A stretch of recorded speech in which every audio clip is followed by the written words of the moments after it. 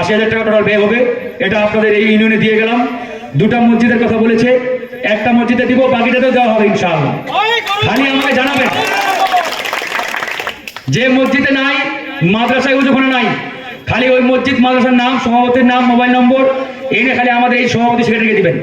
বাকিটা ইনশাআল্লাহ আমরা চেষ্টা করব। একদিনে কিন্তু ভাই পারবো না।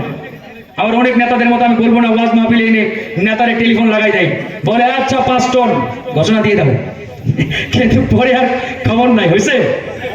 তো ওই 5 টন মার্কা আমরা নেতা হতে চাই না। অনেক নেতারা দেখবেন বিভিন্ন অনুষ্ঠানে আইসা 20,000 30,000। তা আমি বললাম যে আমি এরকম রাজনীতি করতে চাই, আমি এলাকার উন্নয়ন করতে চাই। একটা মসজিদ, মাদ্রাসা, স্কুল, রাস্তাঘাট হলে এলাকার উন্নয়ন হবে, এলাকা এগিয়ে যাবে, ঠিক না? এটাতে আমি ফোকাস দিচ্ছি। তো এই জিনিসগুলো আপনারা ইনশাআল্লাহ দোয়া রাখবেন। এটা আমরা হ্যান্ড ওভার করবো। আপনি একটু বসে থাকেন, সবাই যে যেভাবে আছেন, আমরা এটা হ্যান্ড ওভার করি। আমরা আজকের এই প্রোগ্রাম শেষ করব।